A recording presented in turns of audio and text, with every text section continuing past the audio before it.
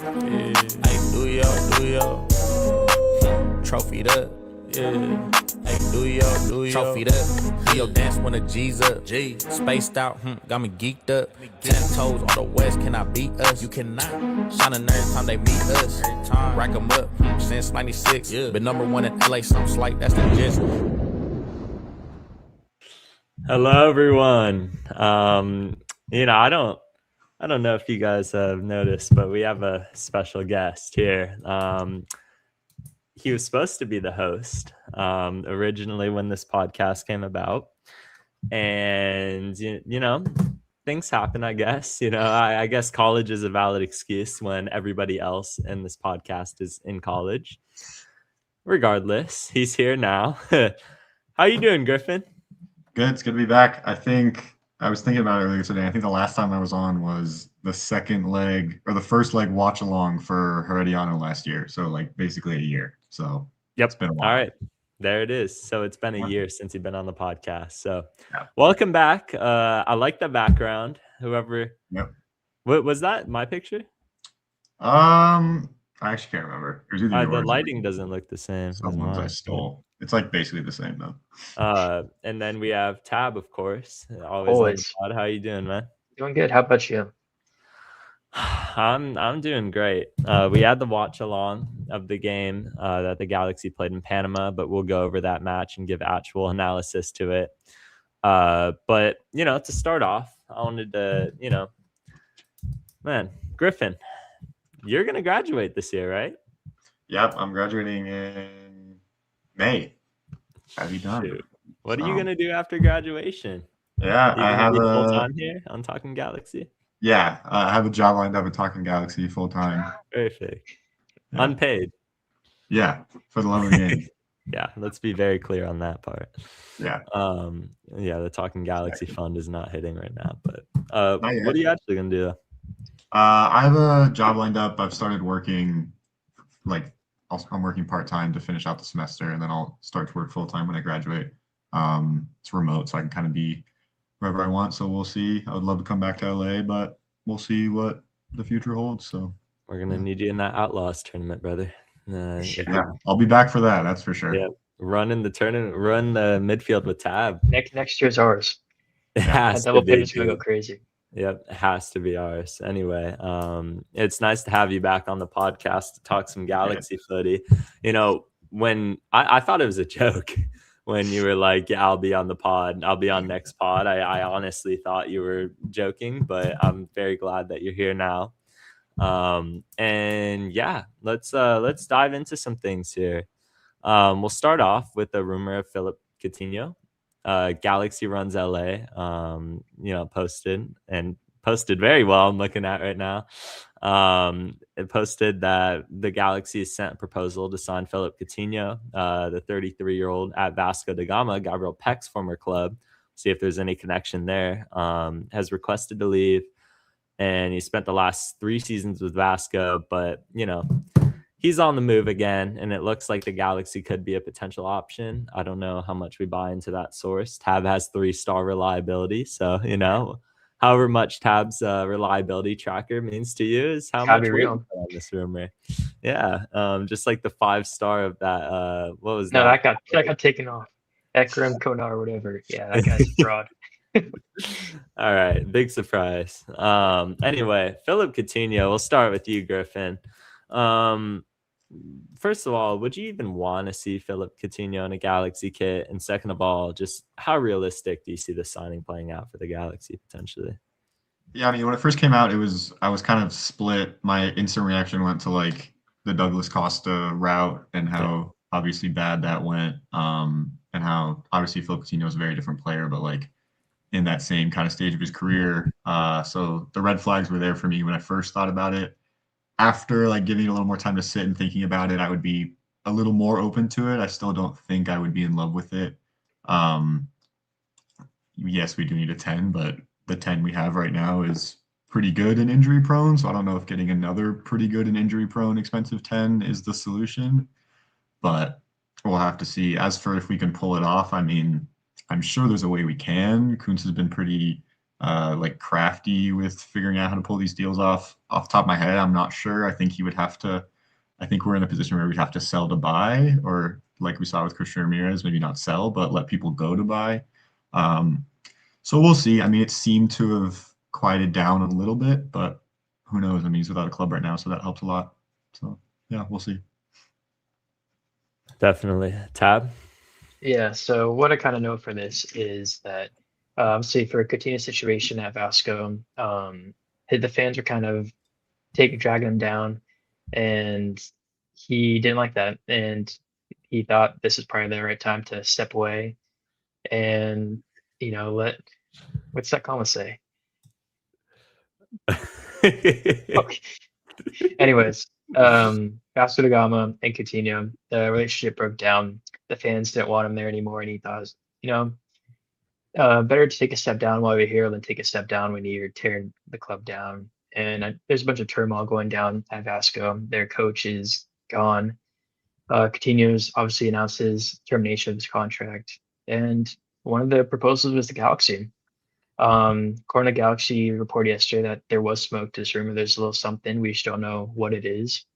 So it's a real rumor. Whether you probably don't like it or you like it a lot, there's something to it. Whether it comes to fruition, that's to be seen and to be determined. But in 2018 when I went to Barcelona, I got a Coutinho jersey, and it's just so cool to have like a full kind of circle story and have him at the Galaxy. I got his jersey when he was 14, and he changed to 7 the next season, so I was kind of mad about that. But I mean, he was one of my players that I grew up watching, and I wouldn't mind him at our club personally. Yeah, you have your Barca connection. I obviously have my Liverpool connection, and I probably have the fonder memories of, watching. I mean, I wasn't avidly into football back then, but I know how good Philip Coutinho was for Liverpool.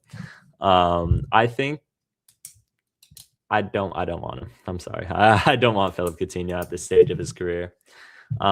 Everything depends on a price, and there is a price for everybody for me.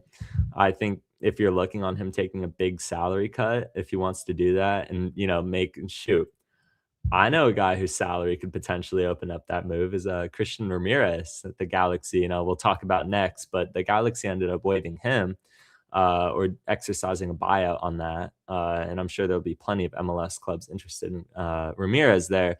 But Coutinho, for me, it's just like, first of all, what are international spots going for? Probably about how much his salary would be, ideally for the Galaxy. So you kind of have to double it in terms of, let's say he somehow takes 500K, because I think he wasn't making an incredible amount for Vasco. Like, I don't even think he was making over $1 million for Vasco da Gama. But international spots, something that we just became compliant with. I see the Ramirez move. Tom Bogert talked about it's a compliance thing. Are there ways for this to work? Yeah, but I don't think it's right now. I think the Galaxy, Will Kuntz talked about being comfortable with the roster. I think they're fine sitting back and letting him go somewhere else in MLS, probably, or Saudi Arabia, whatever he decides to do. And I don't think the Galaxy should do it. I think, like Griffin said, injury prone, best days behind him. It's just not a move that I would make.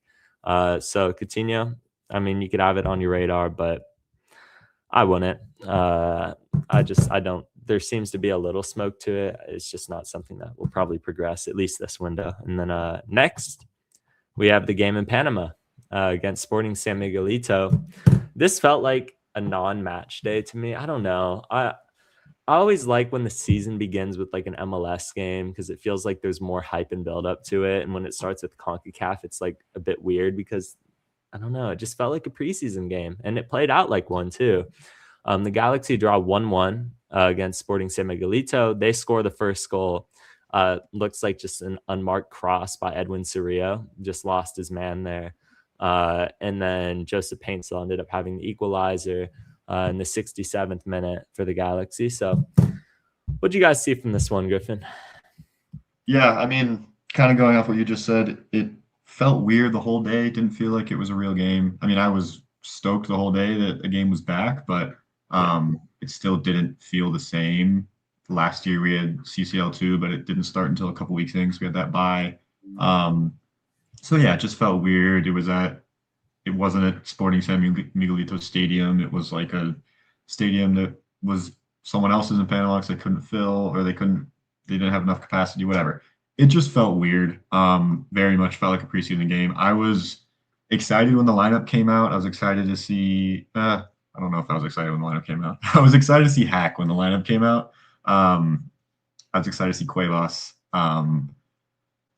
Okay, seeing JT Marcinkowski. We haven't seen much of him, but like you're not going to learn huge things about him. I was not excited to see Ramirez and Nascimento as a striker duo, which we came to see that it didn't really work out. Now Ramirez isn't even on the team. But yeah, it was just kind of, if it wasn't the first game in months, it would have been like a complete waste of my night and boring, and like I would have been not paying attention. The only reason I was so into it is because it was that first game of the season. And so yeah, I mean, I think we didn't play great. It's a good result though. Like, everyone is going to overblow it and say that it's an awful result because of what the other MLS teams have done in their first legs. But if you look at CCL results historically, a draw away from home in Central America is never a bad thing. You look at what we did last year, we lost with no away goal and we were completely fine. So that away goal is pretty big.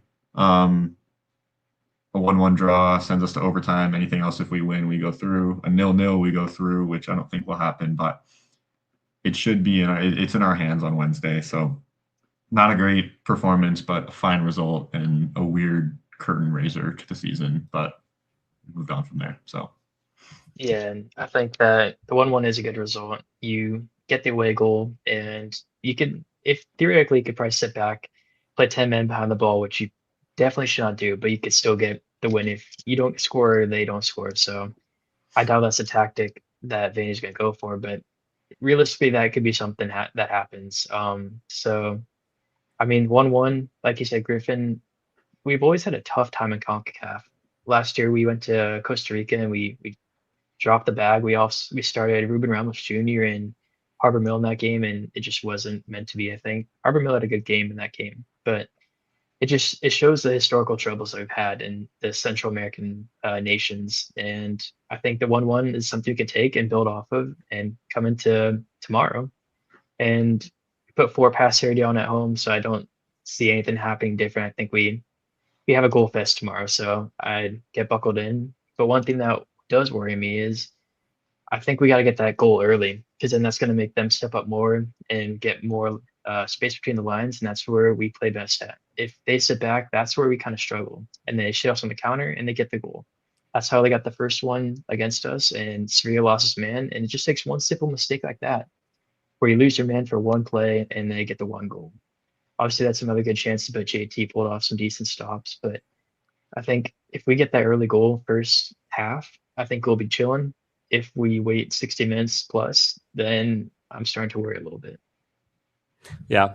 JT, I thought that, they were just going to let Novak ride it out from the start of the season, build some momentum, but I wasn't totally shocked to see JT in there. Obviously, there's not going to be many chances for him to play this season, barring Novak Mitrovic just absolutely going on a terrible run of form or him getting injured, which I don't see or hope that happens. So I would expect that this is just JT's tournament until maybe the quarterfinals. But this is a rotated lineup from Greg Vanney, in my opinion. But of course, you're going to keep Peck and Paintsill in. You have to.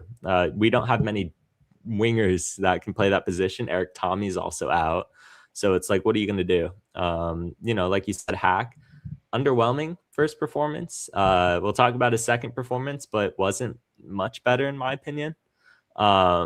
He's just settling into the team. I'm not very worried about this. I've seen overreactions from this match, and to me, I don't take much from it. I don't take much from this game. I don't think this is going to be a reflection of the Galaxy's 2026 season whatsoever. Like Griffin said, it's good we got an away goal, because if we didn't, we'd be looking at a situation where if they score 1, we're going to need 3. That's not the case. It's not the case. All we have to do is just not let them score 2 and come out with a positive result. And I think we're just going to be fine. We're coming back to LA. I'd be very surprised if the Galaxy end up bottling the second leg. I just don't see it happening. But like you said, the early start, I was a little surprised they scored first. because it felt like the Galaxy had a line share of the momentum and possession, which doesn't always translate to goals, and we've seen that. But that was like their first chance of the whole game, and it just unmarked guy. There was nobody in the vicinity of him. There was nobody close to him. He just had a wide open header back post, and it was a good cross. It was a good header. But how is he that open? And, you know, you could look at Edwin Cerrillo, and it seems like he wasn't doing his job marking on that play. So it's just another individual mistake. How many times have you seen the Galaxy punish themselves? And you saw it again. It's just individually. We're good collectively. We're not getting broken down. You know, it's just a single player. All it takes is a single player just leaving his man open back post, and they're going to capitalize on that. You know, any professional soccer team will. You know, Cuevas started this match. Cerrillo did because he went 90 minutes because he was unavailable for the MLS season opener. But formation changed by Greg Vanney. He went with 2 strikers, which was real interesting to me because he's notoriously refused to do that since the, you know, Dejan Chicharito situation. And he eventually finally caved in when it came to that, and it just didn't work out. So it's never really worked out in the Vanney system. And, you know, I don't think this was the final straw with Ramirez. I think they already knew he was going to end up being a cap casualty going into this. And he probably knew that too. But I wasn't moved. I wasn't moved by him or Nascimento in this match. Well, why did we bring back Nascimento, man? I like him. He's a good person. He's a good kid. I don't see him as somebody who's going to make an impact for the Galaxy this season. It just felt like a waste of the U22 spot for me. Last season, having him was fine. It's just this season, I mean, he missed a major chance in this game. I would like to see more end product from him, but I don't think we'll ever see it, respectfully. So anything else on this game? It felt like another preseason one to me. Yeah, the only thing I wanted to add is that, again, back to people overreacting, I think that I can't think of a time the Galaxy has gone down to Central America and gotten a result. And that goes back to like the Keane, Donovan teams. Like, I'm sure it happened back then, but I can't think of times when they have. And if it's happened, I think that's the most recent time it's happened. So a draw in Panama is getting a result. That's a good result for us. People are going to get too caught up with seeing this team won 5-0, this team won 6-0, all of those things. But we have to put it into context. And MLS teams are famous for going down to Central America and dropping the ball and not getting results. A couple of years ago, Austin got eliminated by that team in like Jamaica or something, and that was like huge news. So we need to remember to put it all into context. And performance wasn't great, all of that. It felt like preseason, but it's a positive that we got away with a point. So, or not a point, but an away goal. Yeah, no, I agree. Once again, I've seen people being like, you know, sack the coach. You know, the coach, Vanny's got to go. You know, it's like, dude, chill. It's one game. It's one game. It's the start of the season. And by the way, to address this, not this one, it was this question. Why is Ramirez not playing? We'll talk about it in a second, but quick answer to that is the Galaxy parted ways with Christian Ramirez before the home opener. It was between the home opener and the CONCACAF game. But you're right. It's one game. It's basically a glorified preseason game. These guys aren't fit. They're not ready to go 90 minutes. You know, most of these guys played a few preseason matches, few meaningless preseason matches, but it just, if you're trying to get takeaways from early on in the season, you're not going to find much. Obviously, points matter, results matter. If we lost this game 3-0, we'd be having a different conversation. But going into Central America and getting an away goal and drawing 1-1, I mean, it's not the best result, but I think the thing is, people look at LAFC and they see them beat up on a team with their first choice squad, and they're like, oh, why didn't the Galaxy do this? And it's just like, that's so non-relevant to what's going on in our own team. We're focused on MLS right now because we know that this is a favorable opponent that we don't need to go guns blazing against. And if we put out our first choice lineup, we probably win, but we don't need to do that. We don't need to do that because we can go back to LA and we can win. We have 4 games in 12 days. This isn't FIFA. You can't play everybody. You can't play all of your starters 90 minutes every game and just expect none of them. These guys aren't fit. I'm fine with this. People just need to stop overreacting. We all need to take a deep breath and realize that this is not a bad result. We just have to come up with something from LA, in LA. So I'm not mad at it. But we'll move on from that game. Quick side note, man. I wanted to go on this little, I guess, tangent here. LAFC fans are so insecure. No, I saw on Twitter. I just wanted to point this out because I've seen, what's this creator's name? Does anybody know this like Bundesliga creator's name? His name's Thiago. It's like Thiago with an Yeah. F. Okay. So I'm scrolling Twitter and I see this tweet by Thiago. Granted, this guy made it clear in the comments that he's been to 4 MLS games. And these aren't great. You know, these aren't spectacular MLS games. It's like San Jose, New York Red Bulls, and one other one. Toronto. Toronto and the Galaxy. And he said, basically, from what I've seen in North America so far, which are those 4 teams, he was like, the Galaxy have the best atmosphere from what I've seen.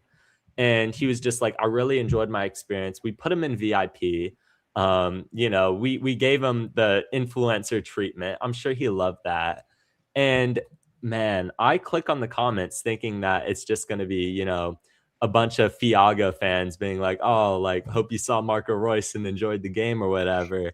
And it's all LAFC fans. This comment is infested with LAFC fans and they're pissed. They are absolutely pissed that this guy's having a good time at a Galaxy game. They're genuinely, someone threatened to fade him. They were like, yeah, don't let me catch you at BMO. I'll throw hands with you. And it's like, bro, what? What are we talking about? How insecure can you be as a fan base that when a guy enjoys a Galaxy game, you're like, oh yeah, we're running it. We're running the fade next time I see you. You're getting it. And it's like, dude, he's not mentioning LAFC. It's not like he went out and be like, yeah, Galaxy are so clear of LAFC's fan base. And it's just like, what are we talking about, man? They're so insecure. Anything that mentions the Galaxy or any praise of the Galaxy, they're in the comment section of. And, you know, it's just like, bro, why does it have to be this way? Not to mention, I'll always stand on this take. The 2024 playoff run atmosphere of Dignity Health Sports Park clears any version of BMO, clears any version of LAFC's BMO. Now, LAFC fans will see that and they'll disagree with it heavily because they have a roof over their stadium. So that whole 3-2-5-2 just sounds so much louder because they have a roof over roof over all of them that traps the noise in. We don't have that. And regardless, it was still rocking in 2024. So that was just a side tangent. I just, bro, I can't even scroll social media now without them being under every Galaxy post that's even a little positive. And just, this guy's an influencer. He's not an MLS influencer. Like, we gave him VIP treatment. Why are people surprised that he had a good time at the game? It's a home opener. It's going to be rocking. I don't get it, but yeah. I don't know if any of you had anything to say, but I had a little something more. I just saw on Twitter, I was doing my doom scroll, and then LAFC fans are saying that they had all the credit to them getting 75K into where they play again? The UFC stadium. Coliseum. Yeah, the Coliseum. Like, you did not get any credit. That's all Messi. If you're playing New England Revolution, that stadium, you're getting like less than 22K. So I mean, it's just crazy. They have so much ego, and they're just not it. Yeah, you can go for that, by the way. But you're right. I mean, I've seen that too. They're like, oh, look at this LAFC Miami game. Do we remember why you're playing in the Coliseum, brother? Miami does not play in Hard Rock Stadium when they're playing against LAFC. That's never happened, I don't think. It's because of Messi, and people showed up for Messi, and that's the only reason that atmosphere was as much as it was, is because people came to see Messi. And yeah, there was a good amount of LAFC fans there, but you think those LAFC fans also weren't there to see Messi? You know what I mean? Obviously, they'll root for their team, but it was the same thing at the Galaxy game. You know, when we played LAFC or when we played Miami, there was a lot of Galaxy fans there that were, you know, secretly rooting for Messi a little bit because they idolize him. So it's the same I'm thing. also just putting it out there. There's a very popular Miami jersey that's black that people are seeming like they're not factoring into this whole thing. That jersey's everywhere and it's black, and that would not show up on TV screens. So I just think that people are. I think it was. If I want to be unbiased, I think it was like one of the less Messi, pro Messi crowds, at least from a TV point of view. But people saying that it was 95-5 are delusional. No way. I don't buy that one bit either. It was probably majority LAFC fans. Like you said, I'll give them that. But I would, majority could literally be 51%. And I think it's closer to 51% than it was to 95%. Like, come on, brother. So, you know, that's also not surprising. Like when LAFC or when the Galaxy played Miami, and there was a good amount of Miami fans sprinkled in too. Definitely can't deny that, but there's a distinctiveness between that because it's pink and black jerseys versus just straight we're wearing white. You know, there would be a few like, you know, LA kits or whatever sprinkled in there, but like for the most part it was, you know, it was what it was. So that whole thing's just stupid. Feel free to send that to any LAFC fans. You know, I'm sure they'll have nothing but positive things to say about those takes from us. But that's. And one last thing. This is what, the third time I think LAFC has played Miami in the past 3 years. So I mean, it was our first time, so that's why we probably had a decent amount of Messi fans coming into our stadium. This is the third time they've played them. All those Messi fans have already seen them. They've paid their $300, and now it's probably just the casuals, and a lot of Miami fans and Messi fans are like, "Oh, I've already seen him. I don't need to come again." Yeah. Also, when he came to the digs, that was what, his either first or second time coming to LA in general since he's been in MLS. This is now time 3, time 4. So people have paid, like you said, they've paid their hundreds of dollars, and they're not going to do it again. So, or some of them will, but not everyone's going to do it again. Let's not act like LAFC didn't get ran out of their own stadium fans-wise by Club America in the Club World Cup game too. I saw that last year. Everyone saw it.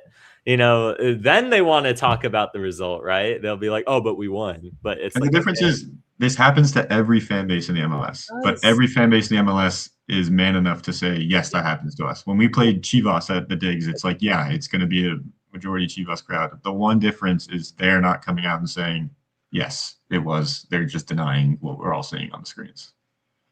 How can we be that delusional? You know, there's a difference with these type of things where it's like, yeah, you could, Galaxy fans can sit here and be like, you know, and some of them take it too far too. Even our own fan base is like, how do we let this happen? How do we let these Mexican teams come into our stadium and just absolutely pack it out? I'm sorry. They just have a bigger fan base. They do. They have a bigger fan base that is willing to travel from Mexico to LA. And, you know, their scope and reach in North America is just, and there's a lot of, you know, like Chivas fans. There's a lot of them in LA that they don't get the chance to see their team as much as Galaxy fans do. Yeah. Like Galaxy fans, you know, you could see their team like 20 times at the digs this year, probably, maybe even more than that. If you're a Chivas fan living in LA, that's your only time, probably. You know, God knows when's the next time you're going to play there. And yeah, they travel well, but it just should never be a shocker to anybody. And we just have to not be delusional about it, because anybody who claims that, you know, their fan base just never gets ran out of their own stadium or home games. I mean, brother, the Rose Bowl had more Galaxy fans, and I'll die on that hill because I was there literally sitting midfield, and I could tell you firsthand there was more Galaxy fans at the Rose Bowl both times. Twice. Yep, both times. So yeah, that's a little side. That's a little side thing. We'll move on from that now. I think we've said our piece on that. I just, you know, I wish everybody weren't as delusional, but that's what some people are, and that's how some people are, you know, just fans in denial, but it is what it is. Galaxy acquired 2 international spots. We're roster compliant. We sunk some serious general allocation money into those deals. And a lot of people, every time they see it, they're like, oh, Ronaldo, this is it. They'll see it. Yeah, I saw that post is like the poly market odds have 49% chance Ronaldo goes to the Galaxy. Who's betting on that? Can I bet the under on that? Can I put my house on that? Yeah. I bet Tab's soul that does not happen. Like, I'll bet your soul and Griffin's soul as well. I'll put okay. all our souls on this, and everyone in the chat right now. Everybody in the chat, your souls are on the line here, but Ronaldo is not coming to the Galaxy. Anyway, yeah, whenever you see international spots, it's not Ronaldo. It's not who you think it is. It's not going to be a big name guy. It's literally just going to be for something boring like roster compliance. Yeah, and I think if we are going to sign a big guy, they're not going to announce a rush slot before they announce the players. So right, you'll hear something. Like if we're signing Coutinho, you would hear that we're advanced for Coutinho from a good source before that international spot is bought. Next thing here is Christian Ramirez. The Galaxy have announced that they parted away with forward Christian Ramirez. They placed him on waivers, and it's expected he'll have many teams interested in him in the waiver process. Obviously, if you're an MLS team needing depth at the 9 position, Sporting Kansas City, I think he'd be a good backup to Dayon. I think they need any players right now, but there will be many teams interested in him within Major League Soccer. It looks like this is going to be a buyout to an extent, if I'm not mistaken. Yeah, they put on waivers and then bought him out after. So it's our one buyout. We have one more. Yeah.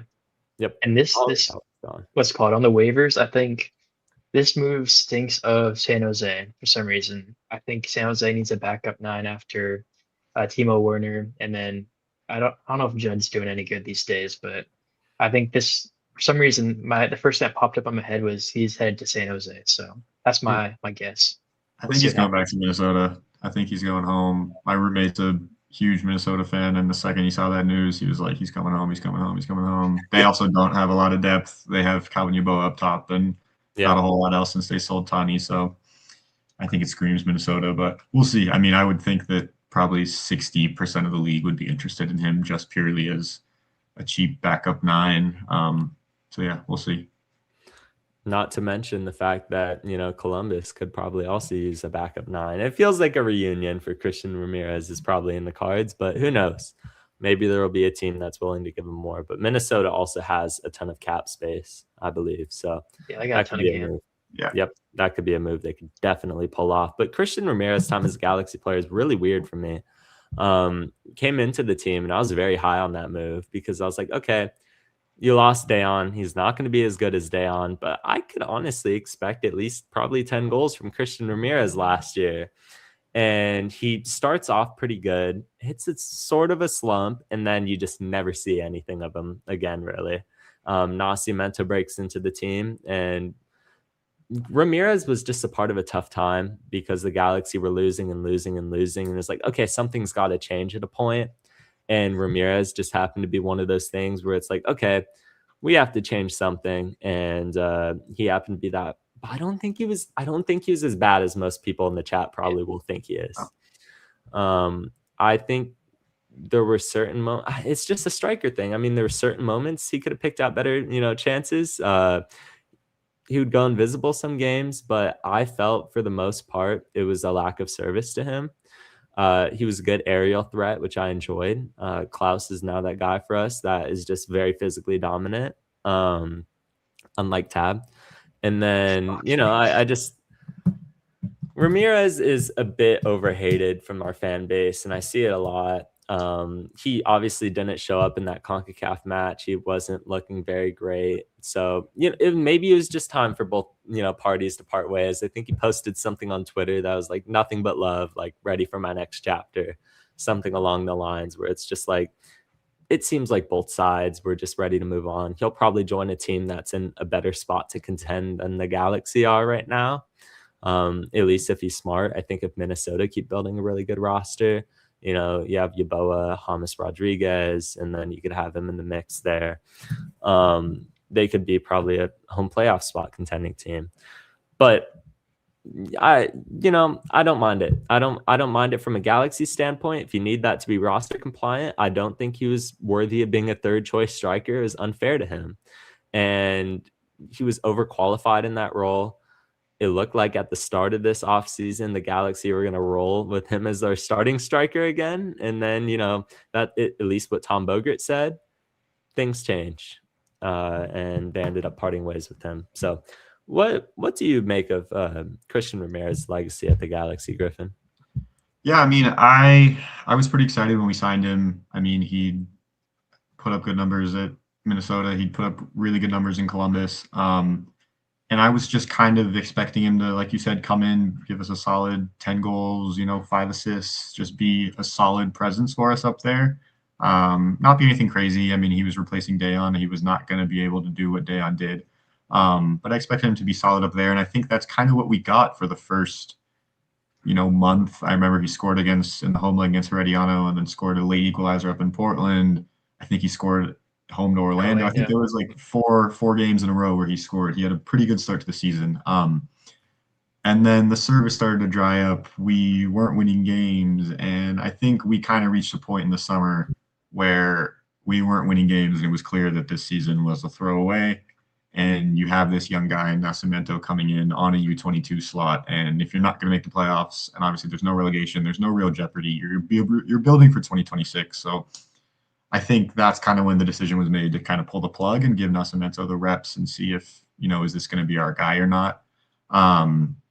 So yeah, I think it was just it was a bad marriage through no one's fault. I mean, I think people are giving Ramirez too much hate, and a lot of people in the chat are talking about the Houston miss. I mean, that's that game does not matter at all. Yes, it's an awful miss. Yeah. It doesn't matter at all. You can think of any striker who's ever played for the Galaxy, and I guarantee you they've missed a chance similar to that, or if not worse. Strikers miss chances. You remember the ones that are recent and when a striker hasn't scored many other goals. So yeah, I thought he was a little hard done by. All that being said, it's the right call to part ways. I think that for us and for him, he'll find a better home. We'll find better use of that money. We'll be compliant, first of all, because it was impossible to keep him. But so yeah, I think that I have nothing against him, and I think his time here was fine. It should have been better if he was here in 2024. I'm sure we would remember him way differently. And if this was his first year, I'm sure we would remember him way differently. It was just his timeline and our timeline kind of didn't work out as intended. But yeah, hopefully he goes somewhere and scores a lot of goals in the Eastern Conference, not against us. So, right. Yeah, I think he's just a casualty of us being god awful last season. He's kind of pointed as a scapegoat for scoring no goals, but it's just a team thing. We're just not a great team. I think in a setup where he can be a backup striker and you don't need to be starting and putting in goals week in, week out, I think Ramirez is one of the best backup nines to do it. I don't think he's that starting caliber 9 that MLS teams are looking for these days. So but I do think if you were to be our backup 9 last season, we had Ricky Pooge still pulling the strings, I think we'd have a completely different story here. But, things just don't happen that way. Things don't always plan out the way you probably thought they were when he came to the club. And, there's no bad blood, like he said in his Twitter post. But, I think the story could be a whole lot different if Ricky Pooge is still here. I think Ramirez could have had a home for a little bit more longer, but it just wasn't meant to be. Right. I do agree with this point from Vata in the chat. I think he would have done great with Ricky.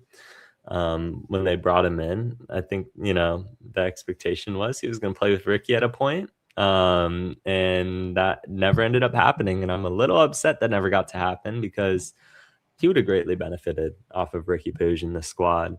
But,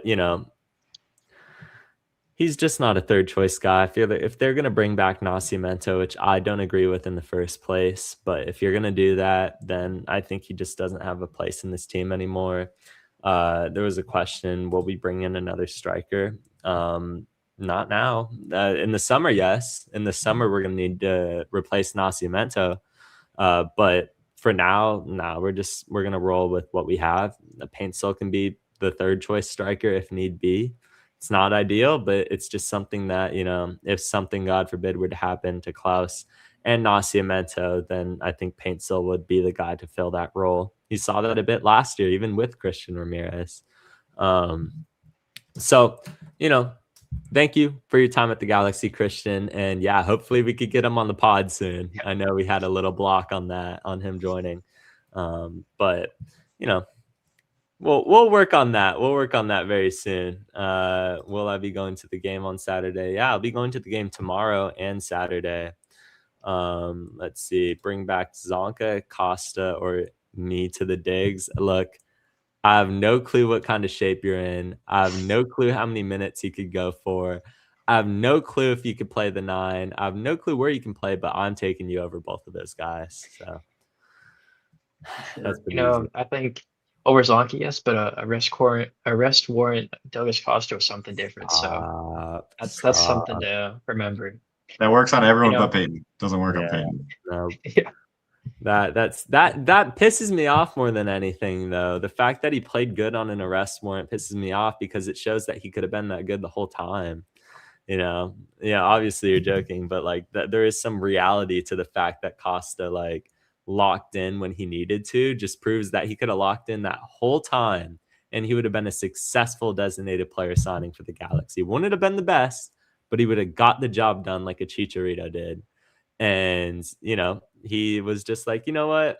I don't feel like it. I'm going to miss an El Trafico. I'm going to elbow this guy in the head. I'm just going to be a complete locker room cancer. It's just like, okay. That's why I like him least out of any Galaxy player that's ever worn the crest, is because he didn't want to play for the crest. He wanted to play for a check. And that was very clear from the start, man. But yeah, we'll take you. We'll take you. You can play the 8, right? We'll have you in the midfield there.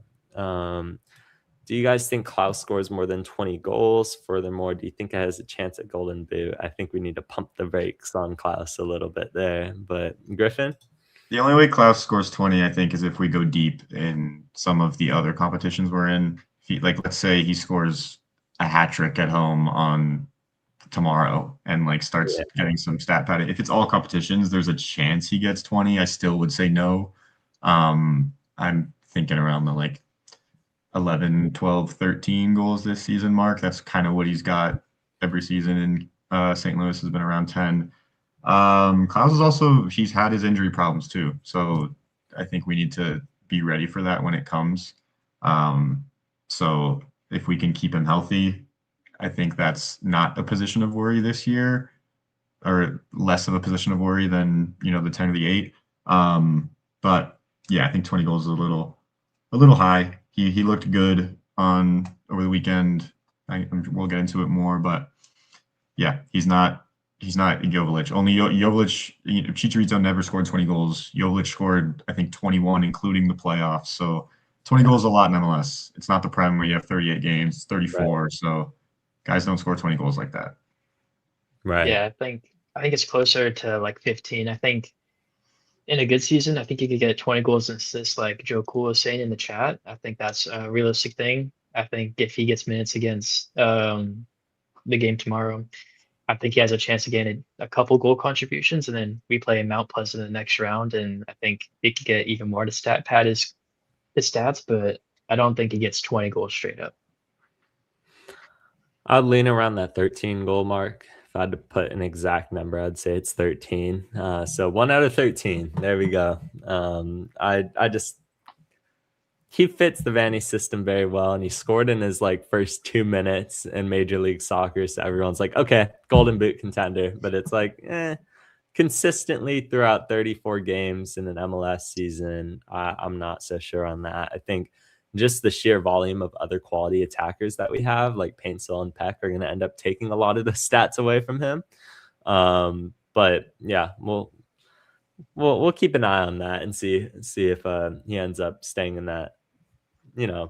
We'll see. I know a lot of St. Louis fans were hard on him for not being clinical enough, not putting up enough stats as a St. Louis player, but a lot of St. Louis fans are also like, okay, you guys see what we're all talking about now. There was a little civil war. Every fan base has a civil war, and I think Klaus was theirs.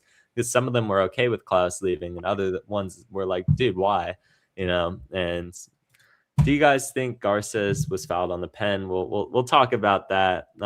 I might have a different perspective, but I low-key haven't looked at the replay of that.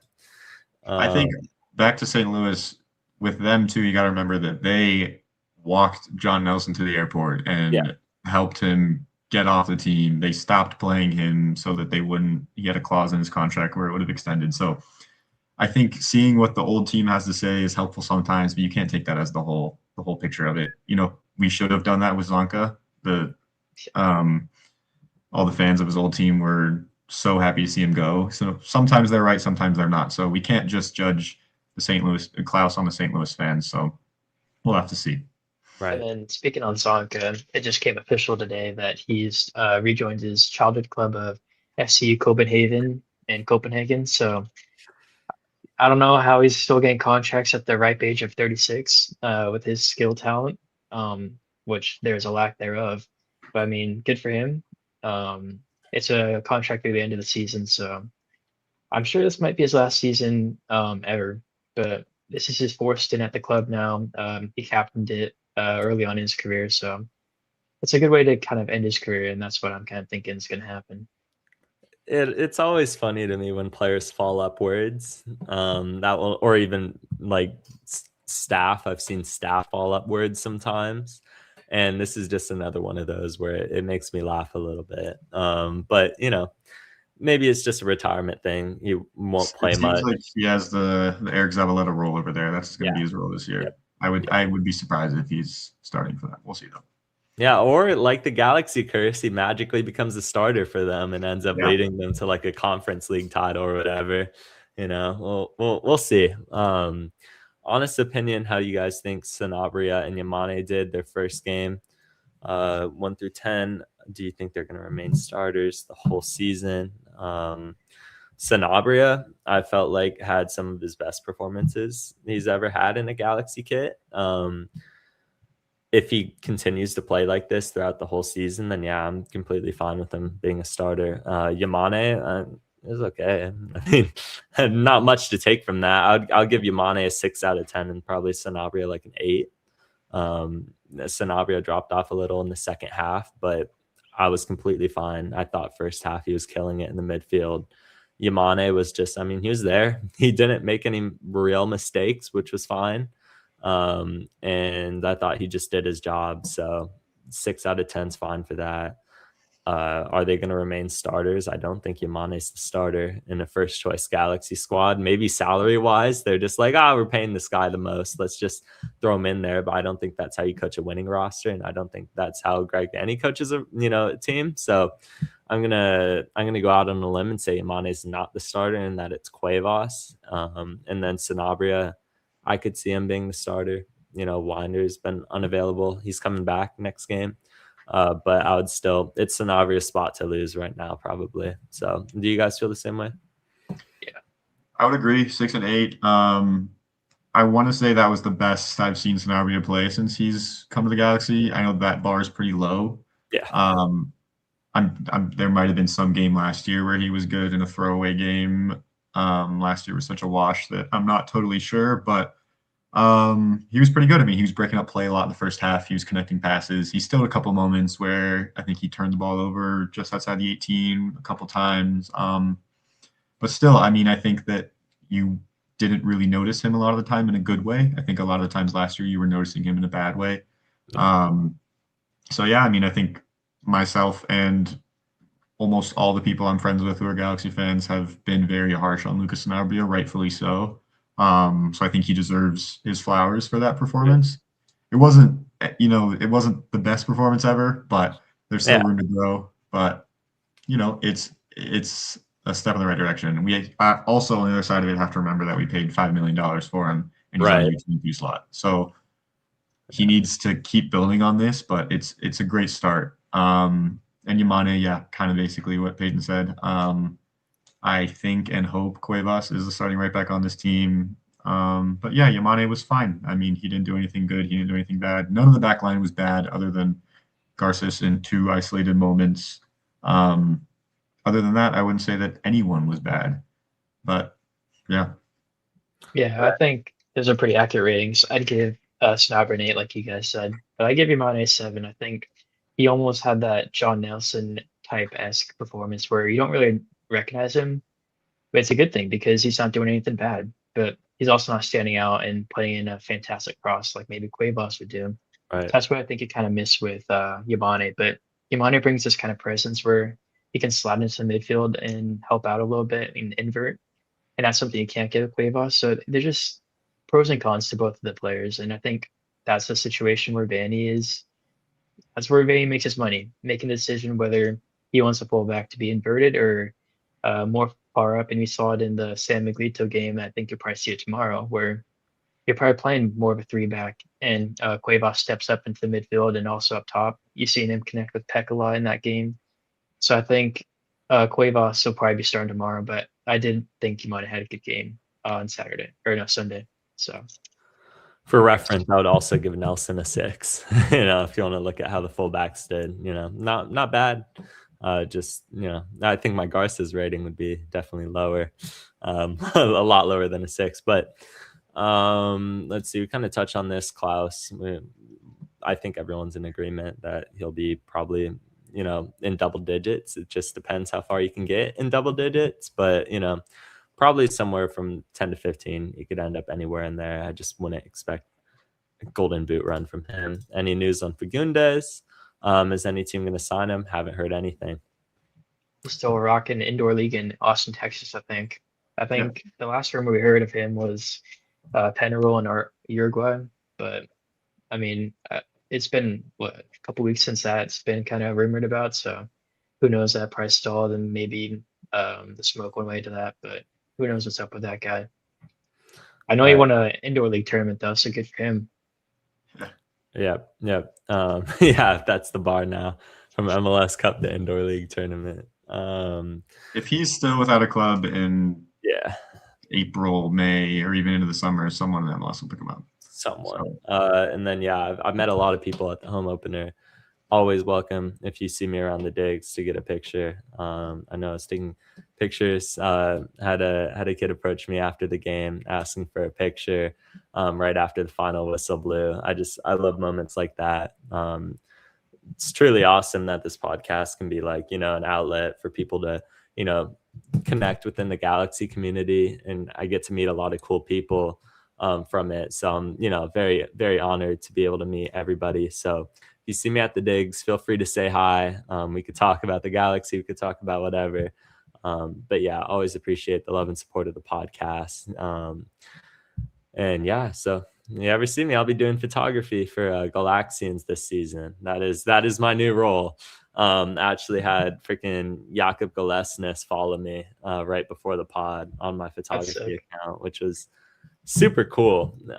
Super cool getting my first Galaxy player to follow me, and it ends up being the guy that I really love him right now. He's just absolute anchor in that back line. He was man of the match at the CONCACAF game, and rightfully so, bossing that back line. And then on that CONCACAF game too, I almost had a mini heart attack when JT rolled that ball out, and it I don't know what happened. It just did not go very far, and my heart just dropped. I was like, no, this can't happen again. This can't be another season. It can't be another 2025. If this were 2025, that same play ends up in the back of the net and we lose that game. So maybe we're like neutral in the soccer gods stance right now, which is completely fine with me. But yeah. Anyone randomly miss Alan Gordon? Always. Always. Got to get him on the pod, man. He needs to respond to our DMs. I want to speak on Glesnes. You talked about him following you, but it's a breath of fresh air seeing Glesnes in the defense. We've had so many stinky center backs these past 5 years. And just seeing someone with that presence, that aura, he almost has that Virgil van Dijk aura that you're not getting past him. And he just stops any attacker coming at him. It's just so nice to see. It's so refreshing because we've been missing that for the past I don't even know how many seasons since Omar Gonzalez. Like you haven't had that presence in the back line, so it's so nice to see him. Yeah, he Yeah. was great. That tackle at the end of the game it's a point saving tackle too. They're gonna score there if he doesn't put that tackle in. He's great on the ball. Just I mean, just look at his resume, right? Like multiple time best 11. He's a defender of the year. He's a multiple time All Star. He's won supporter shields in Philly. He should have won MLS Cup in Philly. Like he's done it all except for win the MLS Cup, and so now he's here, and I'm so happy we have him. And yeah, I'm hoping that he stays healthy and we can find a solid partner for him and figure out who that is, and then we can not worry about the defense as much as we have. Yeah, and I know people, will always bag on Amiro Garces for some of the individual mistakes that he's made, but let's be very clear: Amiro Garces is a very talented center back. He just makes very untalented decisions sometimes. It's just he has to kind of actually mature a bit, in my opinion. I mean, he's still a young guy, but for him to be going to Europe, this can't happen. This can't happen as frequently as it does. He'll play like 89 good minutes, and the 1 minute he just makes a little lapse, he'll be like, what was Amiro Garces doing that whole game? And it really diminishes otherwise good performances from him. I felt like even that, NYCFC match, he was doing fine until the freaking I don't know. That's a discussion we'll have when we preview that game in a second here. But I'm not even sure I would have brought him out for the second half, knowing how aggressive he is. That first yellow was just very unnecessary. So he needs to pick it up a bit. Let's see. I believe that the Galaxy offense should step up now that we have a solid defense. Do you three agree that now it's shifted basically from the defense being the problem to the offense?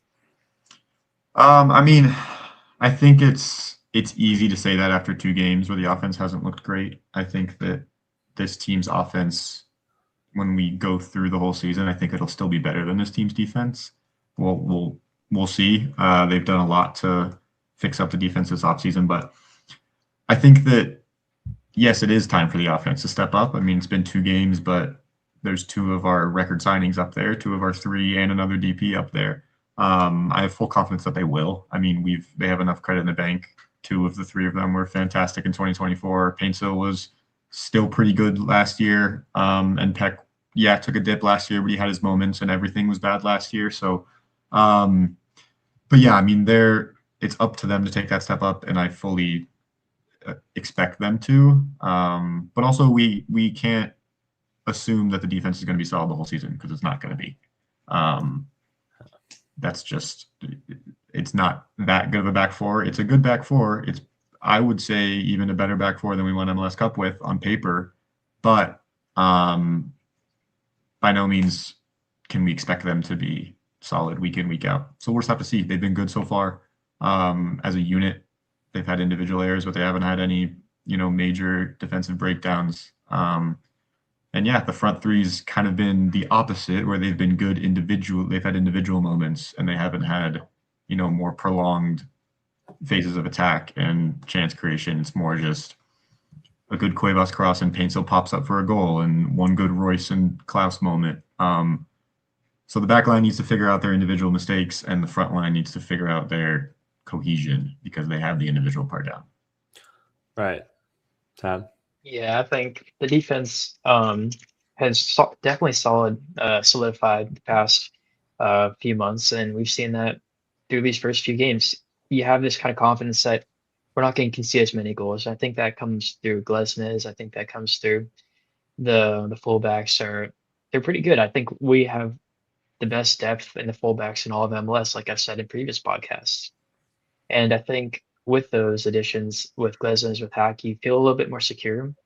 And I think we could kind of go away from the defense and not them being like the worst ever, like previous seasons in 2025, where, oh my God, we're going to concede at least 2 goals each game. You can kind of put that in the back of your head, and like maybe we'll concede 1. But I don't think we're conceding multiple games in every single game, similar to previous seasons. So I think the job is on the offense to kind of hold up their standard. 2024 is kind of flipped where the offense is doing their thing and the defense wasn't doing their thing. It's flipped on its head now. The defense is, I think, is doing their thing, and it's time for the offense to step up and carry their half of their work. And I think what better way to test it than kind of gain your confidence tomorrow, and then you're playing against a good defensive Charlotte team on the weekend. So who knows what's going to happen? It's going to be a good test. Yeah, I think, our designated players need to stand up more. Peck and Paintsel once again. Klaus, sometimes I forget he's a DP because of his salary, but he's doing just fine. But when it comes to our DP wingers, Peck and Paintsel, we've known what they can give us at their best. But it's going on 2026, and we haven't seen them at their best since 2024, it feels like. You saw it in spurts last season for like Paintsel, but it feels like now's the time for them to step up and really carry the squad on their back. So hopefully they can do that because we're going to need a lot of goals tomorrow. But we're going to go over the game, the home opener, LA Galaxy versus New York City SC. Sold out. There was some empty seats in there, but the Galaxy called it a sellout if they've sold all their tickets on their end. So, for all intents and purposes, this was a sellout. The atmosphere was rocking. It felt like a fresh start for everybody involved, which we needed as a club. They had like a supporter group event the night before, and man, I was there. That was great. That was such a fun time. They had the pyro going at the Graph Lab in LA. And it was a lot of traffic to get in, obviously downtown LA around like 6:00. Just not a great place to be, but Graph Lab was super fun. All the supporters groups were going, and they carried that momentum into the next game, or they carried the momentum into the game. I thought the crowd was excellent. The Galaxy's lineup, they started with Novak in goal. Shouldn't be a surprise to anyone. Julian Ade at left back. You had Jakub Golesnes at center back, paired alongside Amiro Garces. You had Yamane at right back. Lucas Sanabria in the midfield with Marco Royce and Justin Hack. Paintsel, Peck on the wings, and Joao Klaus up top. This is the first choice lineup. For everything that the Galaxy had. I mean, Edwin Soria wasn't available for this game. Eric Tommy wasn't available for this game. So with that selection in mind, I think this is the best we have to offer. Elijah Winder also out. We had a few injuries, but none of them were like crucial. I'm fine with that. I think that maybe Edwin Soria ends up starting when he's back from suspension in like a first choice lineup. But the Galaxy get off to the lead 2 minutes into this match. I mean, couldn't write a better start for us. I didn't even get to really see the goal until I saw a replay, and it was Marco Royce. Just what a pass from Royce, man. He doesn't have the legs, but once he gets the ball at his feet, something's going to happen from it. And it's another one of those situations, just doesn't even have to pick his head up. He knows where Klaus is going to be. That's that veteran experience that you get from him. And, Klaus is permanent with Marco Royce, and he really showed that again. Klaus, good finish. It was his MLS debut for the Galaxy, and I thought he played brilliantly. He was everything we kind of wanted him to be. And if you're a striker and you get your goal, you've done your job. And that's what he did. As we mentioned, I thought Peck and Paintsel were a bit underwhelming. It seemed like, and then obviously it goes without saying, there's a tackle by Miro Garces. He got a yellow card in the first half. And in the second half, we'll call it now. Do you guys think that was a penalty? Because he ends up, they go to VAR, and it's a penalty and a second yellow card. He's sent off, Galaxy down to 10 men, and they end up equalizing. Do you think that was a penalty? I think it's one of those that if they call it a penalty in the moment, then there's not enough to overturn it to not be a penalty. But on the other side of things, they didn't call it a penalty in the moment. I don't think there was enough to overturn it into a penalty because there was so much uncertainty around, did the NYCFC striker's arm come up first, which caused Garces to fall? How much actual contact was there? So I think if the ref points to the spot in the moment, I have no complaints. I think there's not enough to overturn it. but I think because he didn't point to the spot, I think that makes it interesting. And the MLS makes it very obvious that they use this term clear and obvious. And I think it was not a clear and obvious penalty, and that's their terminology they use. Maybe that's an issue that they use it, but that's their terminology. So I think when you're working with their frameworks that they set up, it was not clear and obvious. So yeah, I think there's not enough to overturn. But if they call it a penalty in the first place, fine. At first glance, I was like, oh, geez, this is definitely a penalty. And, I feel like I haven't taken a good look at it to see the strike from Nico Fernandez onto Garces. So maybe I'm a little bit uneducated on that part. But from my eyes, when I first saw, like, okay, Garces just pulled this guy down. I'm like, why isn't this a called penalty? And then the VAR came in. I'm like, okay, this is definitely going to get called, and eventually did. I mean, he did pull him down, but I did miss the hit. So Garcia's out for the next game, and personally, I have no problem with the penalty. That's just my opinion. Yeah. 2 yellow cards is a red card, and a red card means that you are not going to play the next match. We had a question in the chat: how is Garcia suspended? 2 yellow cards. If you get a red, you're suspended. And in fact, this also affects his yellow card accumulation down the season, because now he has 2 out of 5. So he's a very aggressive player. He'll probably be suspended for another match by week 10, if I had to imagine. So, it's just one of those things. To me, it's a penalty. I haven't had a close look at the replay. I know some people said that Nico Fernandez initiated the contact. That could be true. I'm also with Griffin, though. If you call it on the field as no penalty, I think you stick with that decision. The whole VAR process took a very long time. And when it takes that long, how is it clear and obvious? Here's my real issue. If you're going to overturn that, fine. But how many times have we watched a Galaxy game where we've not been given a pen, and all you hear about on Apple TV is, oh, well, you hear like Andrew Wiebe or whatever talking heads on MLS 360 being like, oh, well, it didn't fit the rules of clear and obvious. And it's like, but what are the rules of clear and obvious? Because if this is clear and obvious enough to overturn it, I can name a lot of penalties that we should have been given that were also within this framework of clear and obvious. It feels like there's no consistency within MLS. And that's my real issue, is the fact that it feels like they're never consistent with these calls. If they gave it a penalty on the field, I would not be sitting here and telling you that they should have overturned it. I'm fine. If you called a pen on the field, fine. Stick with the call, give him a second yellow. He gets sent off. Look, Amir Garces, not a tackle he should ever be making on a yellow card in that situation, regardless of who initiated the contact. It's just one of those things where he has to grow up. He has to be more mature. It's not a quality issue. He's a great center back. He just really has to stop making these little mistakes. Look at the one, against San Diego. Plays a great game against San Diego, makes a stupid mistake at the end, and that's all it takes. And countless times you can name last year, even the home opener last year, he made a mistake. I thought he was, he should have at least done something with that ball Novak gave him against San Diego. And he ends up, you could shift the blame however you want. If you want a 50-50 him and Novak on that one, but he was part of the reason why that goal was scored. This game, it was all him. And I've seen people be harsh on Novak Mitrovic. Man, he faced 1 shot on target this game, and it was a penalty. What is he supposed to do? What is he supposed to do? It was a penalty. It should have been given a penalty. And, if they would have called it on the field, if I was the referee in that same spot, I was watching the play, I would have given a penalty unbiasedly.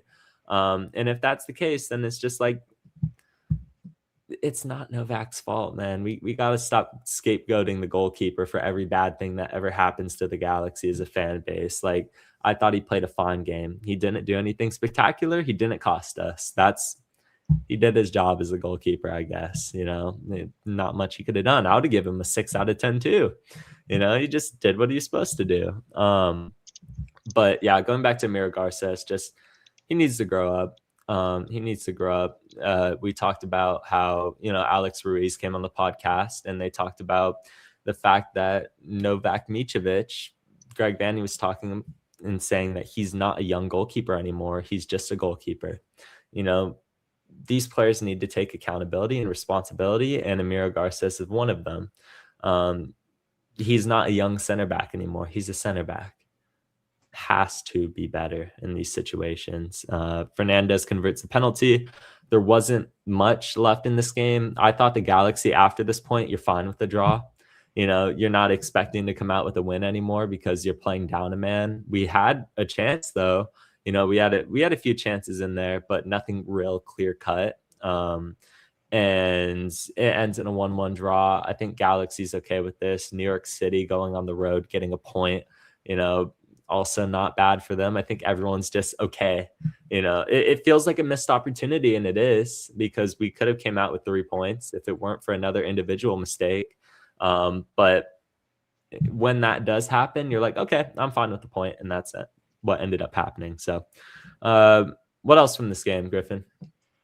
Yeah, back to Garces, not to beat a dead horse, but I think the bigger frustration I had with him was the first yellow. I think with the second yellow, you know, it's a good ball in behind, it's a dangerous chance, and it's kind of clumsy, and I feel like there's not a lot of intent there, whatever. There's a lot of gray area. Is it a penalty? Is it not? Things like that happen. If you're not on a yellow there, yeah, it's annoying. They score, they tie it up. It's like, Garces, what are you doing? Gave away a pen, but it's 11v11. They haven't been testing us at all this entire game. There's still a good chance we get a winner late in that game.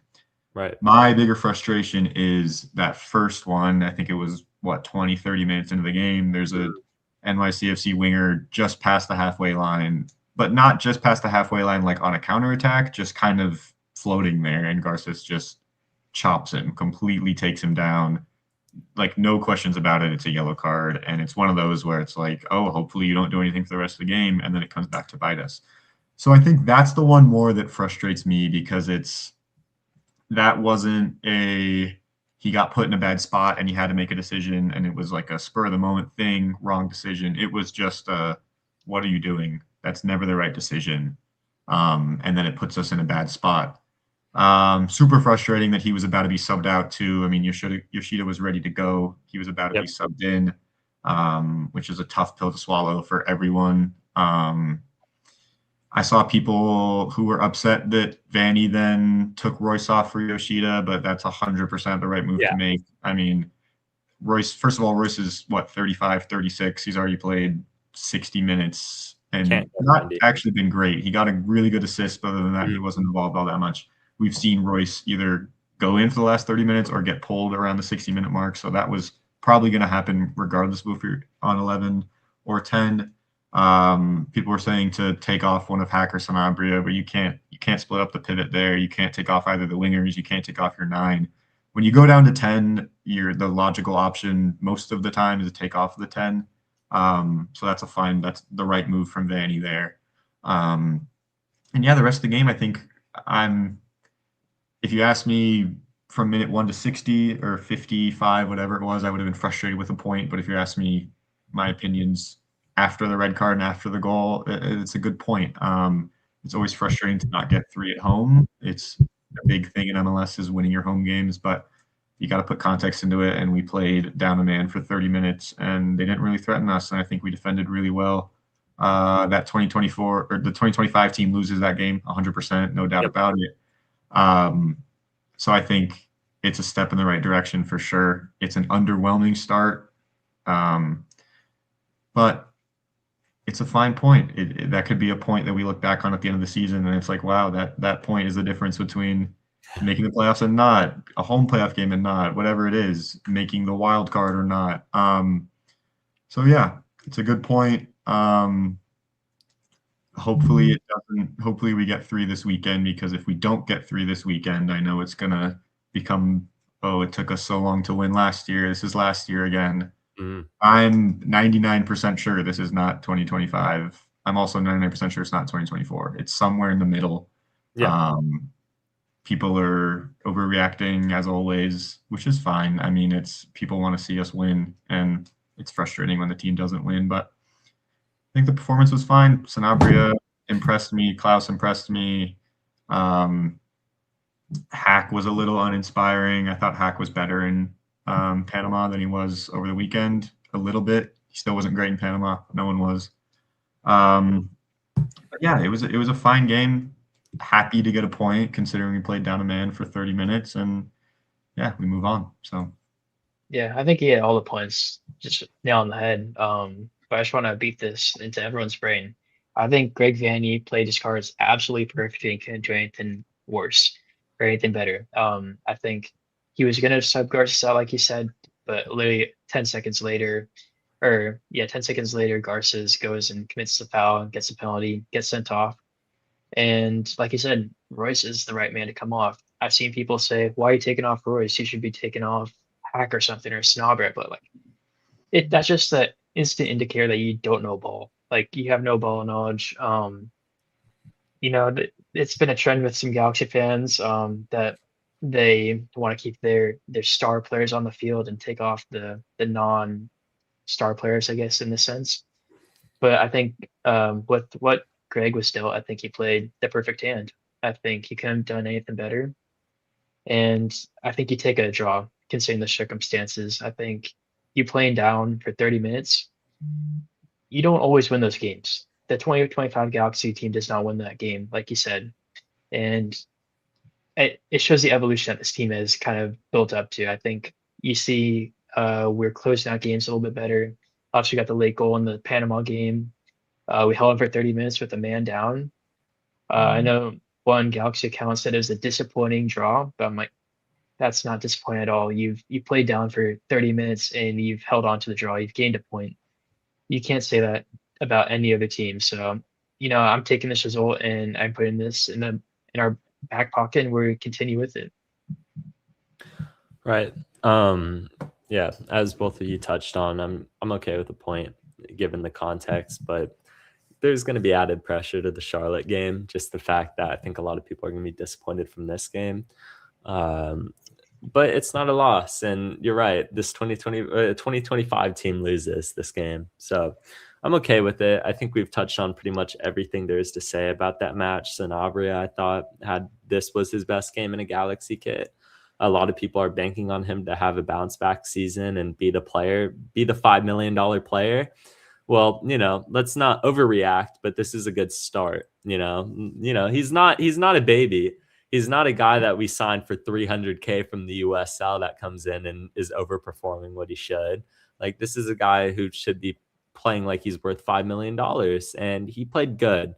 No complaints on my part from how he played that match. I thought he was, as he does, he's very aggressive in tackles, and he was winning the ball in the midfield.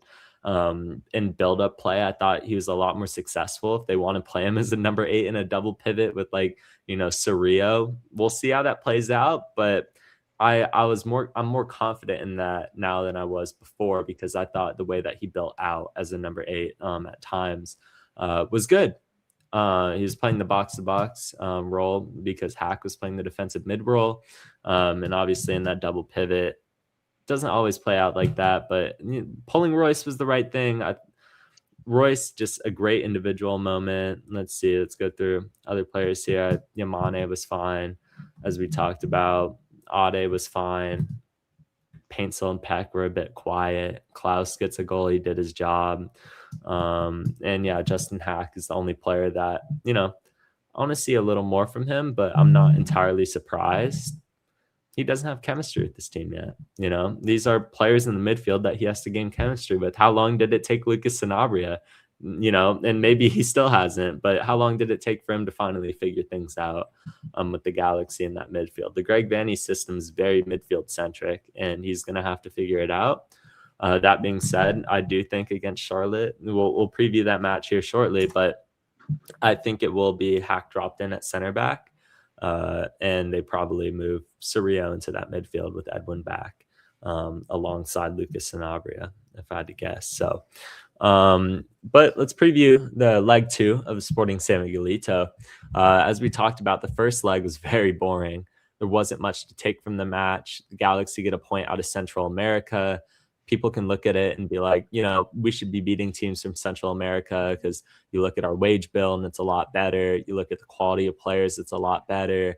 Whatever you want to, however you want to size it up, we're a bigger club than Sporting San Miguelito. Sure. doesn't always play that way on the pitch. It doesn't.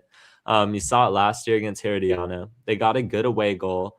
And, you know, a lot of people have to remember that going into this match and how crucial that is, because it's very possible that, you know, we just play solid defensively and that's enough to put you through to the next round. But the Galaxy have to get off to a better start here than they have. They have to get out to New York City FC-esque start and really just set the tempo, in my opinion. Look at these games. I mean, you have a game against New York City where immediately we just set the tempo and we were in the driver's seat until an individual mistake happened. The first leg of this game, we were chasing, we were trailing, and this is not a team built to trail. We're a possession dominant team. And interestingly enough, we got outpossessed even before that red card happened against New York City, which is a bit contrary to everything I was saying. But that was weird to me. The fact that New York City had 62% possession, we had 38. That was a little weird. But I'd expect the Galaxy to have a line share possession in this match. Winder's back. Whether he comes off the bench, I would expect him to probably get some minutes in this one. And yeah, I think he can make a difference in the midfield. Starting lineup wise, I'd expect that they roll with JT again. I think you'll see JT, John Nelson, Amiro Garces, because he got a red card.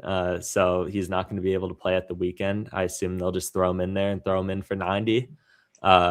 Alongside Mai Yoshida, I think we'll get a start in this match. They'll rest Jakub Galesnes. Mauricio Cuevas, I think we'll start it right back. And then the midfield, I think you go Edwin Cerrillo again. He should be fully ready and fit to play this match.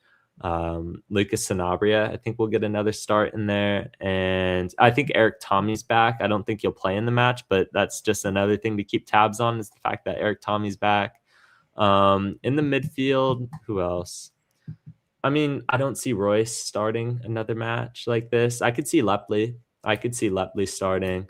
And then I think you have Peck and Paintsel on the wing. Obviously, you can't play two striker if you don't have Christian Ramirez, and I don't think they're willing to start Joao Klaus again. And I think you see Nascimento up top. So if I had to guess, I think that's what the Galaxy will go with. Anybody have anything different?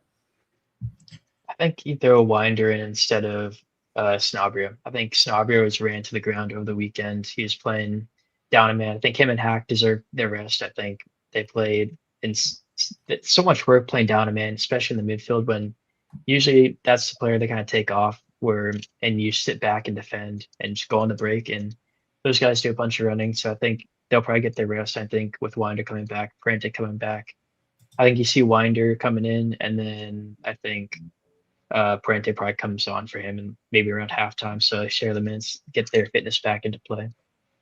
Okay, yeah, Tommy on Saturday. The only reason why I didn't have Winder in that spot is just I don't know his fitness right now. Yeah. He's coming back from injury, so will he be good to probably play around 60 minutes-ish? I assume they'll pull him at that point, maybe.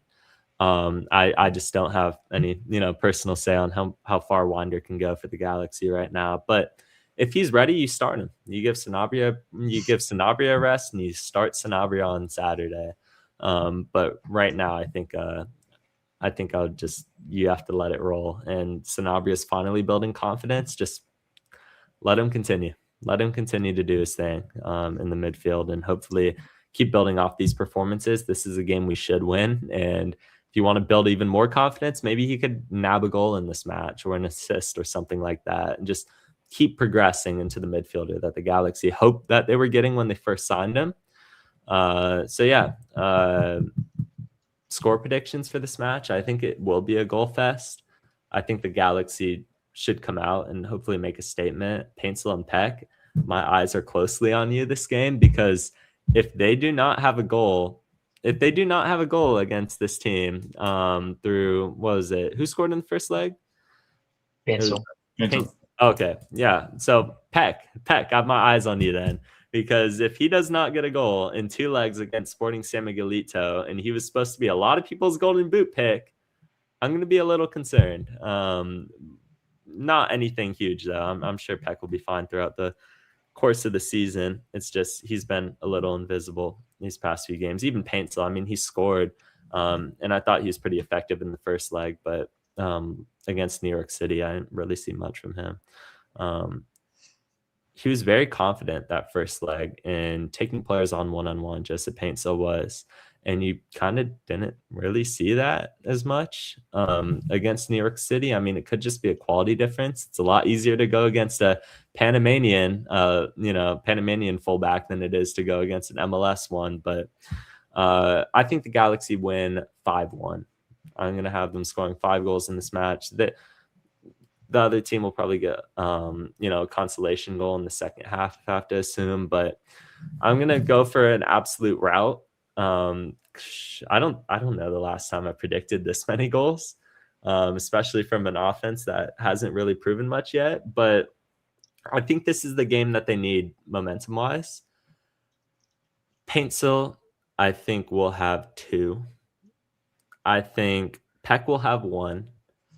And I'm going to go Klaus off the bench.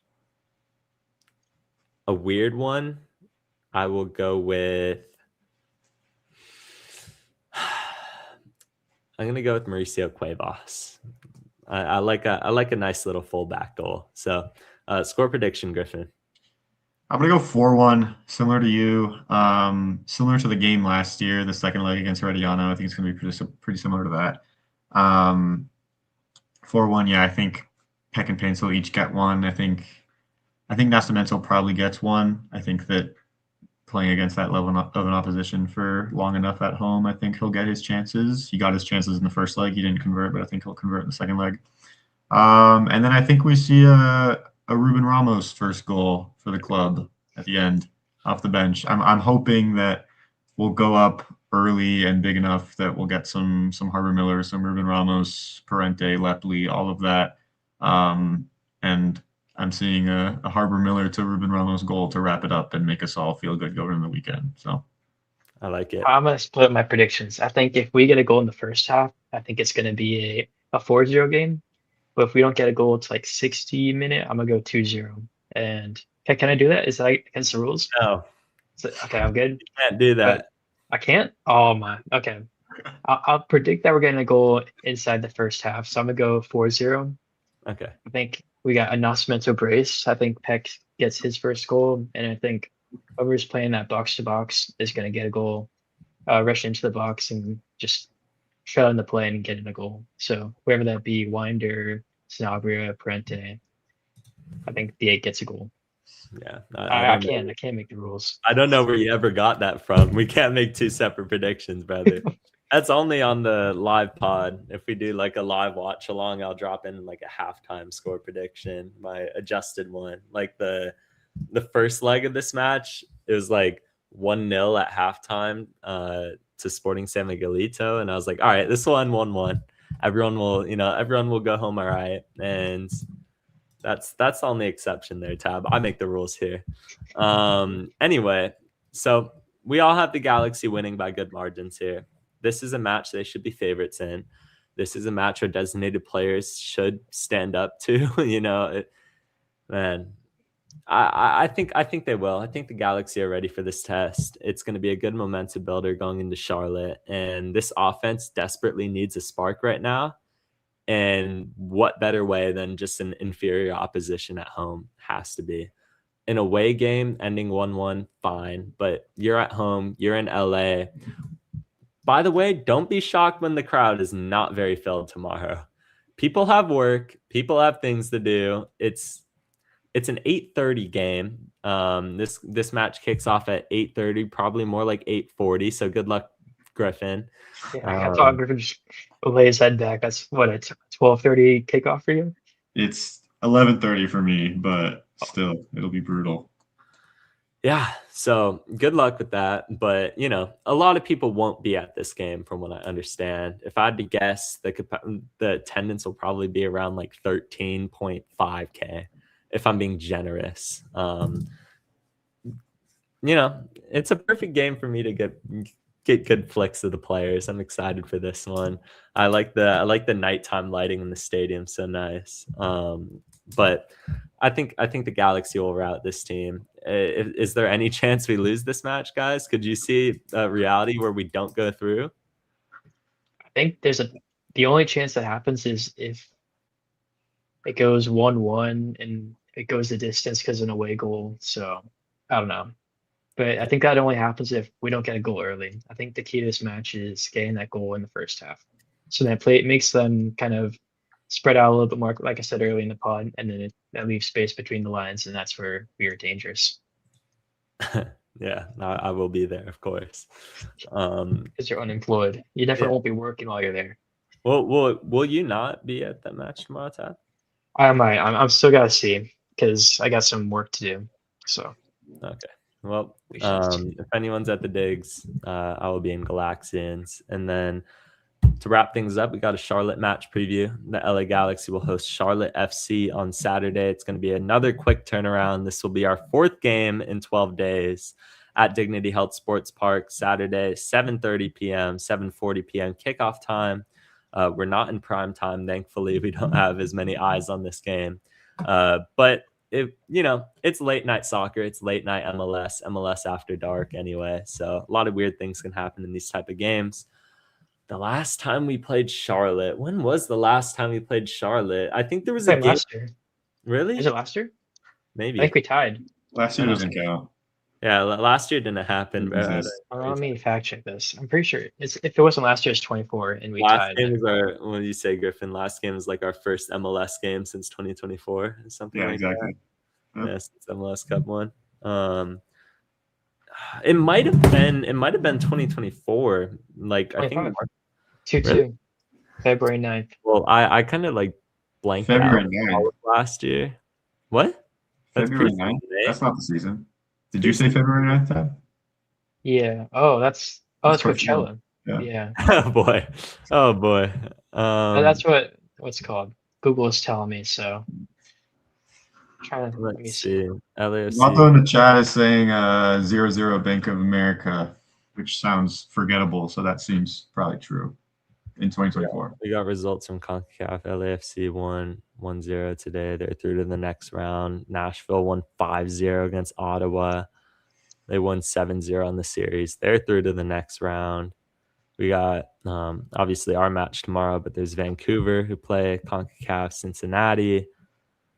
I think this is still the year MLS wins CONCACAF. I'll say it every time we have a CONCACAF preview. I'm going to stand on that hill. It's going to be this year since the Seattle win in 2021, I think.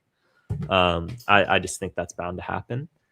Anyway, Charlotte, regardless, the Galaxy, I feel like very historically decent against. We haven't played them many times. They're an Eastern Conference opponent. But I remember when Efrain Alvarez spoiled the party in Charlotte in front of that, at the time, MLS record crowd. That was hilarious because, of all people, it was McEphra. But,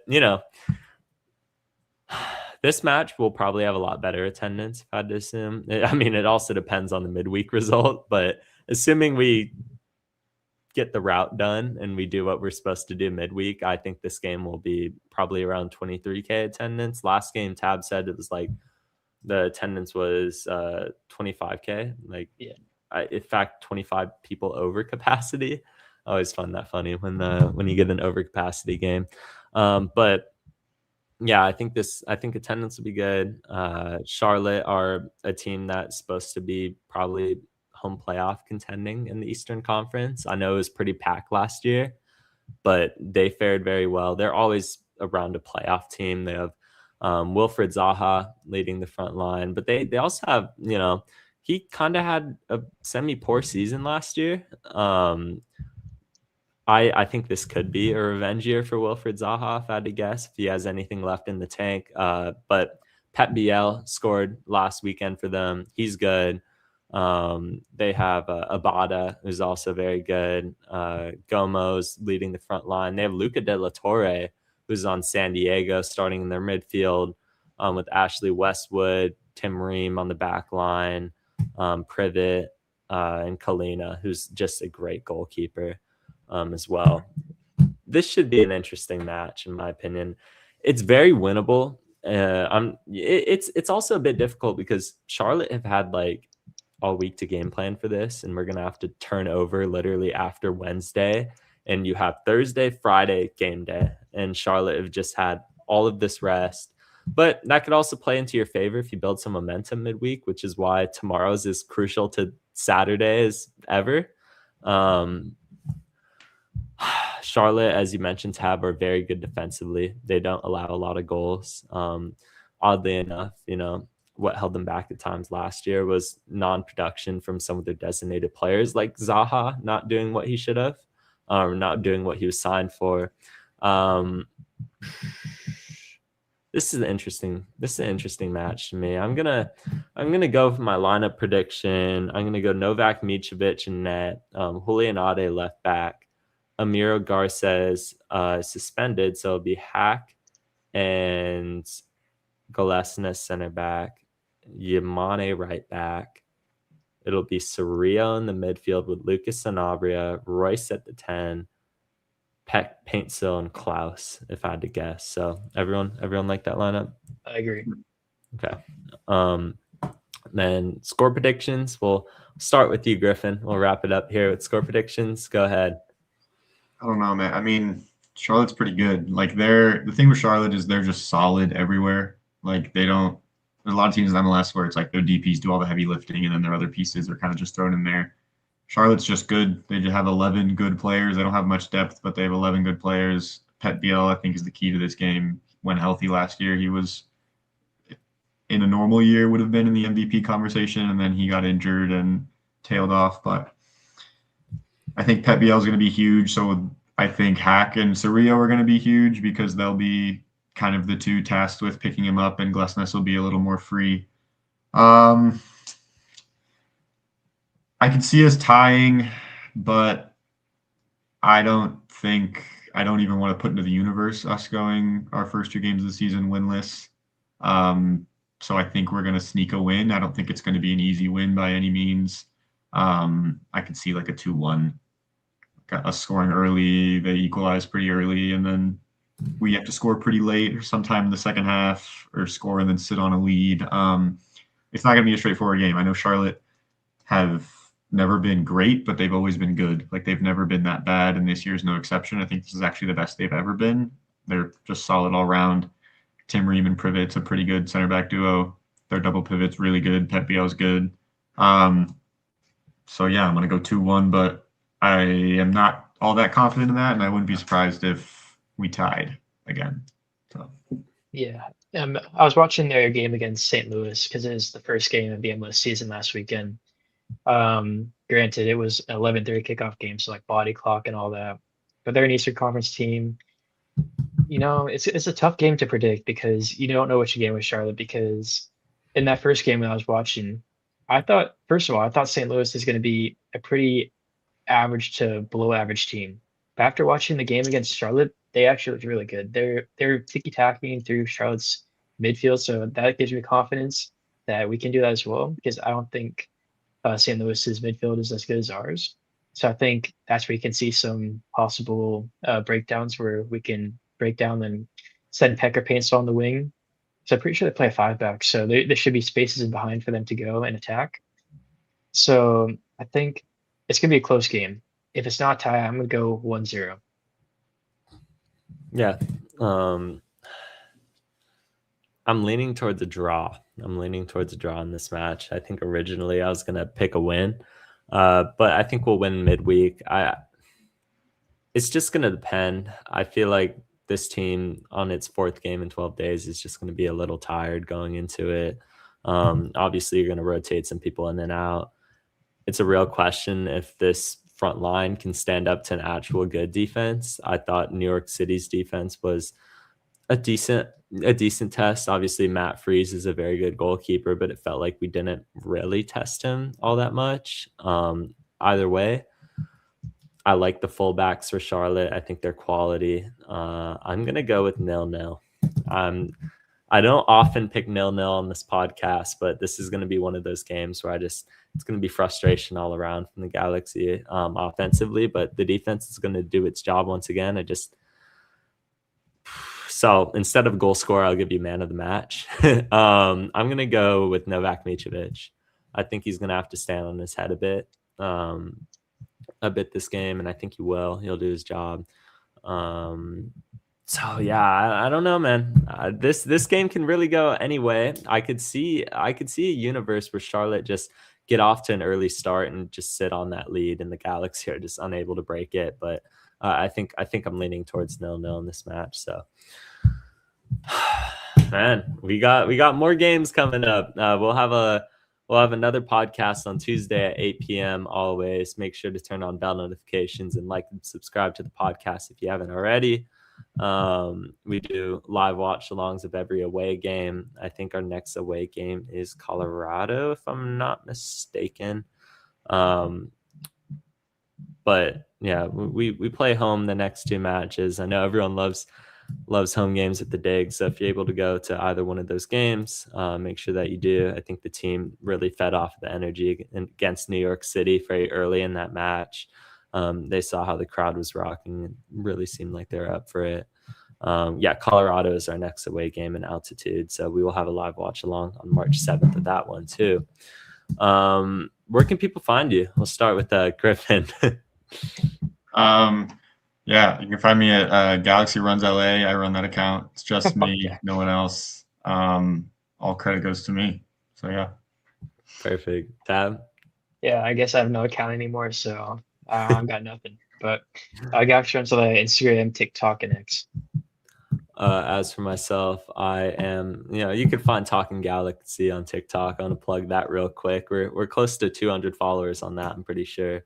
So make sure you go follow the TikTok. We have an Instagram too, of course, but personally, I have a Liverpool account at Anfield Headlines _ and a photography account at Peyton_shot_it. So if you want to see my Galaxy, photos, I'll be covering tomorrow's game. I'll be covering all the games during this MLS season.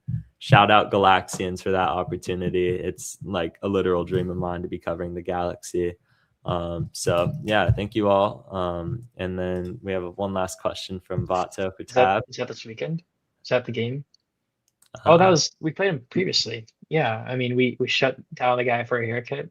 He's not hitting the barbershop anytime soon. We're 2 points off getting out of relegation zone. So get that $30 ready, Peyton. 30 ready, or whatever the payment is. It was a jersey. It was that those jerseys are like 15, brother. Oh, really? Fair enough. 15. I'm pretty sure the one you sent me was like 32 or something. It was not. It was like 18 with the nameplate. It was like a Weston McKennie. Juve. Or something. For some reason, 30 is sticking in my mind. But anyways, if you want to ready. 30, that's fine with me. No. One jersey. I assumed it was 30 for some reason. Okay. Well, if you wanna as long as West Ham catches Spurs, that's all right. yeah. If Spurs get relegated, I'm completely fine paying that. It's kind of funny. West Ham are in like actual good form, and they're like still in the relegation zone. So that's because we had such a terrible start. Yeah. Super grand final, bro. Oh, yeah. We got a matchup with Liverpool next. West Ham Liverpool on Saturday. Yeah. There you go. Could you lend us 3 points so we can get out possibly? I mean, you guys aren't getting top four, so you can lend us 3 points. Okay, buddy. We're 3 points off of top four, by the way. Yeah, and Chelsea's not. You guys got it, bro. No. The top four race is so stupid because all these teams are like bad. Everyone's racing downwards. Yeah, exactly. If United get top four, genuinely, I'm gonna lose it because they're not that great of a team. And they're in the driver's seat too. They have no European football, nothing. So yeah, Carrick has them playing pretty good, but it's not gonna last. It was a manager bump. If they hire him permanently, that club's rotten to its core. Anyway, however, on this question, I nominate Worship LA Galaxy to grow his hair out until the Galaxy win 5 in a row. If you're watching the stream right now, someone did the calculations, and the last time Galaxy did that was like 2021 or something. This is our last cup run, right? Yeah, I don't think that's 5 in a row. Does that count? Colorado twice, Minnesota, Seattle. Yeah, and then I wasn't counting the playoffs. Outside of playoffs, I don't think we've done it since early 2000 or early 2020. Yeah, sure. Even 3 in a row, I think you're probably not cutting your hair this year. Yeah. Yeah. You know how long it took us to get 3 in a row under Greg Vanny? That was 2 whole ridiculous. seasons, right? No, 2021 can't be right because we didn't get 3 in a row under Greg Vanny Yeah. from when he took over in 2021 until 2024. And we definitely didn't do it in 2020 or 2019 Yeah, or 2018 or 17, 16, Maybe or probably it's- 2015. Anyway, if anyone's willing to do that, no, be my guest. But I nominate Worship LA Galaxy. It seems I like think Elvastor Samuel's been doing it his whole life, so he can just continue it. yeah, always wearing the shorts. Yeah. Anyway, thank you all for tuning into the podcast. You can find us on Tuesday at 8 p.m. Appreciate the support as always. And yeah, peace out.